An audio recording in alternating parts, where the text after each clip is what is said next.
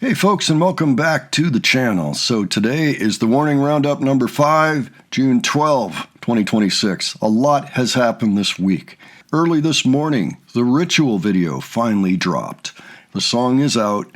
It sounds beautiful studio-wise. Adrian and I have looked at it. We are going to be posting our reaction tomorrow. So look for that. We saw a lot of symbolism in that video, a lot of things that harken back to perhaps mythology, perhaps Icarus, the wings flying too close to the sun and burning up. There were some images in there that suggested that. We saw things like purple orchids that we're still trying to work out the meaning of. We saw a barn owl come right out of Danny's chest, and a barn owl in particular seems to connect to witchcraft in Mexican mythology culture. It's an omen of death, perhaps illness, dark magic, those sorts of things. There's a lot of superstition surrounding barn owls in particular, and that's what flew out of her. So we thought that was interesting. And they can also be shapeshifters that go off and do things like steal children. So, a little dicey. There was a horse that caught fire. We weren't sure if that had something to do with Judas. One of the 12 apostles of Jesus was Judas Iscariot. That comes in the form of a horse, often anyway, and there was a burning horse in there, and of course a rider without a face, so I'm not sure about that. There are a lot of symbols in here that I want to try to unravel, and maybe someday in the future do a more extensive video just going through everything that was in there, because I don't think anything was in there by chance. I think that all of the very interesting imagery that we saw in that video has a real purpose for being there. So can't wait to figure all that out. There may even be Easter eggs in there, things having to do with the band. So looking forward to figuring that out. If you have ideas, thoughts, leave them below, okay? Other than that, well, The Warning played Pier 17 last night. It was a big success, very hot outside, but better on a rooftop than on the ground level, so that's good. The views were spectacular. They played Survive, which I think caught everybody off guard a little bit, including me. I mean, I was hoping for it. I thought it was possible, but it was nice to see that it actually happened. And it sounds like Danny was mentioning, well, we were kind of running this in sound check and going, yeah, why not? We just want you guys to enjoy today, so this is Survive.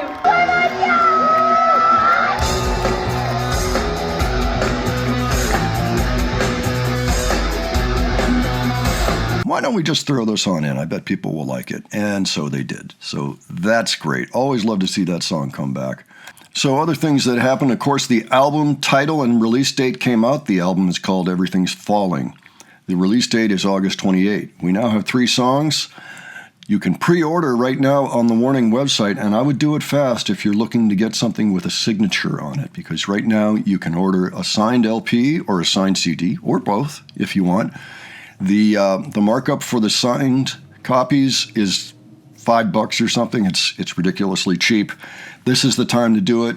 If you wait until later and it's on eBay, somebody will be trying to sell the same thing for $200. So just do it now if you're interested. It's nice to have an autograph in the house, I can tell you that. I've got a few now from various releases and the lanyard from going to the meet and greet, etc. So The Warning also released a new logo, which I thought looked pretty classy. It's a nice piece of artwork. That was cool to see. And I also saw an MTV short going around. They apparently stopped off at MTV, perhaps after or just before the Radio City Music Hall show from the night previous to Pier 17. So they spent a little time in New York, and they went to MTV. So far, just one short. I'm hoping that there is a whole feature or video, long form, to come out soon regarding that. Okay. I just finished watching Hacks, cried, bawled my eyes out, love. Oh, I'm watching Modern Family as always. Of course, and I really enjoyed The Pit, so nice. Yeah. Album of the moment, go, go, go. For me, since it came out, Man's Best Friend by Sabrina Carpenter. Love it. So right now, Submarine, The Maurice. Love it. And I've been binging The Crux by Joe. Going back a little further this week, on the 8th, I believe, The Warning were at the Recher, a theater in Towson, Maryland, just north of Baltimore, but in the Baltimore metro area. They were there to celebrate 98 Rock's Amelia's retirement, but also to perform Sick and Kerosene, as they have many times now on this tour, wonderfully, by the way, acoustically, with a little interview in between. What's the weirdest thing that you have noticed about our country? Like with the fans and with just, the roadside stands or things like that.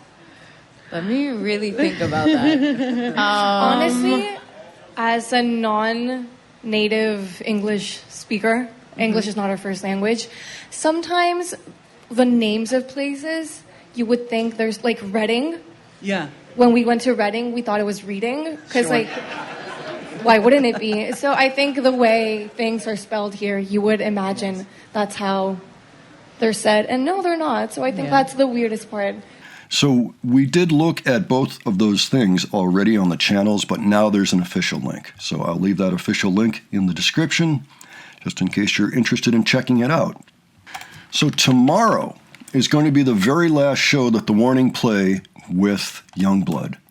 And, I want to give big thanks to Youngblood for hiring The Warning for these shows on the two legs of this world tour. I think it was a classy move to pick them up for not one but two legs of the tour, two different continents. That's a wonderful thing. I know a lot of fans are like, well, come on, can't they just headline now? Well, they're getting there. They're getting there.